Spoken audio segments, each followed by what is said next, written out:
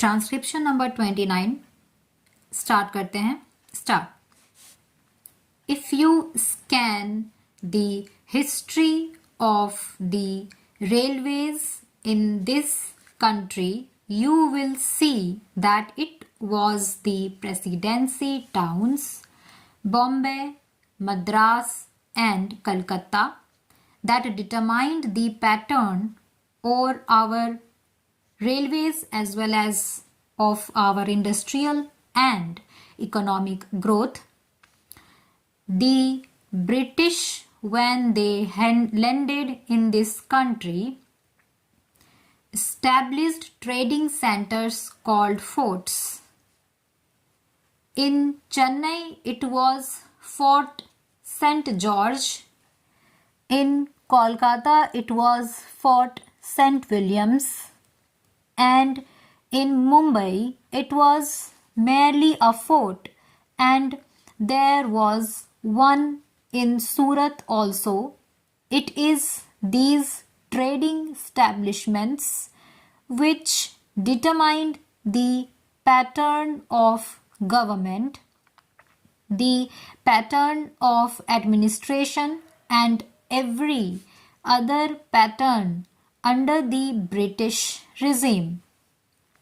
They constructed the railways, they established the industries, they located their armies with reference to these three presidency towns. This idea of the presidency towns determining the pattern of our social structure, industrial advancement, and the system of our railways still persists. That is the mental lag that is hampering the vision of the Planning Commission, the Railway Board, and the Railway Ministry. Sir, once I happened to travel from London to Rome by train.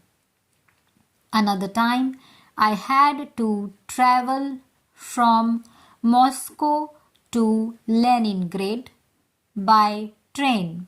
Nowhere did I find on the continent of Europe lines of varying breadth. It is all a uniform gag. So is it in Russia. It may be 6 feet there.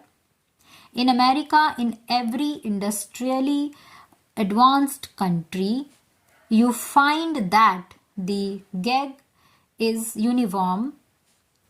This very country which ruled us, namely the United Kingdom, had inside its border a uniform gag, but they inflicted 3 systems of gag on India.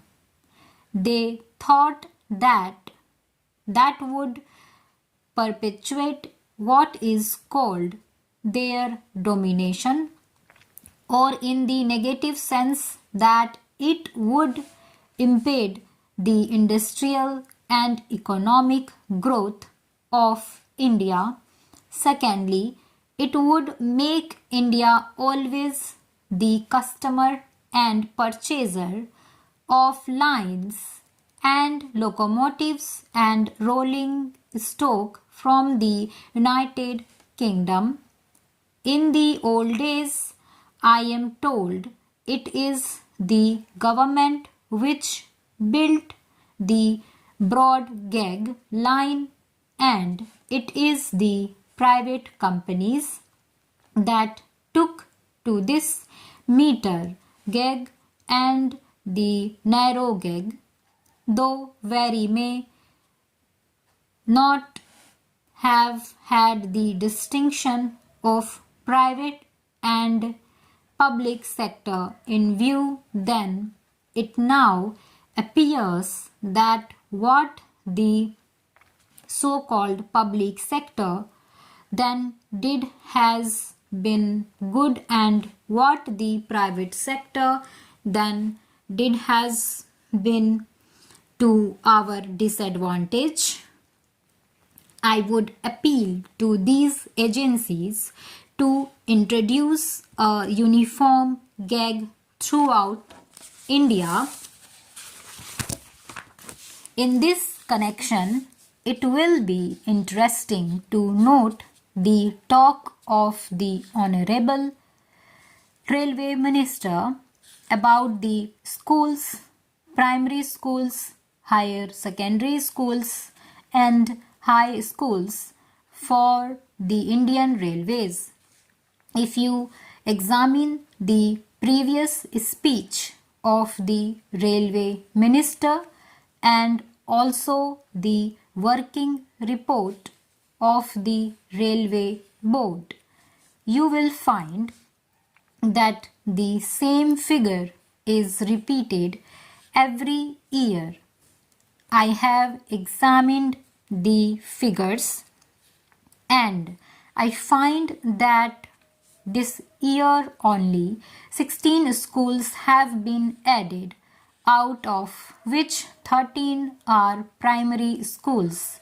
One is a higher secondary school and 2 are middle or high schools.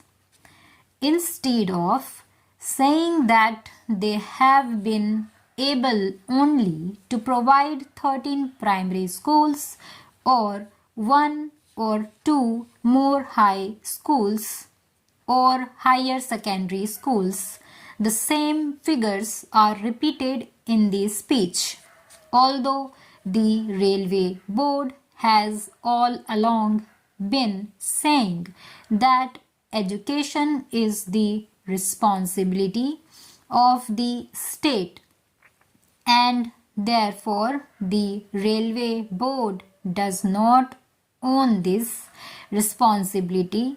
I would like to remind the Railway Minister about the arrangement reached between the National Federation of Railwaymen and the Railway Board in the year 2013, according to which the Railway Board undertook to provide primary schools for the education of the children of railway employees. Sir, as I told you earlier, I had to say many things on the floor of this house, but I will conclude with only 1 or 2 more observations.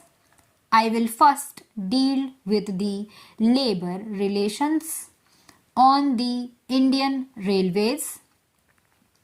I slightly differ from my honorable friend when he quoted me as saying that the permanent negotiating machinery has completely failed.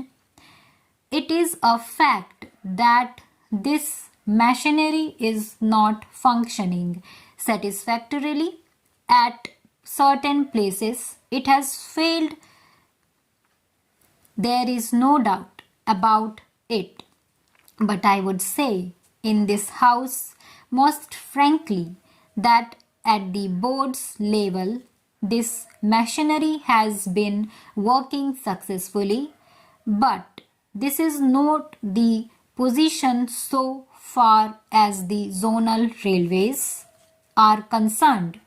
I do not say that in all the zonal railways it is so, but in certain zonal railways and in most of the divisions of these railways it has failed.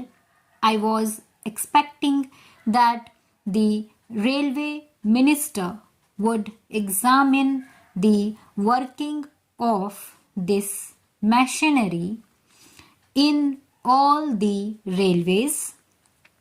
What is the greatest defect in this machinery?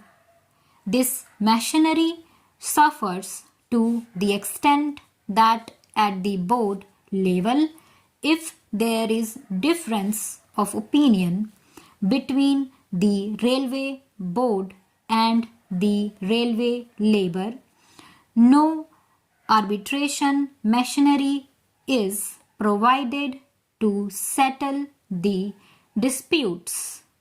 Stop.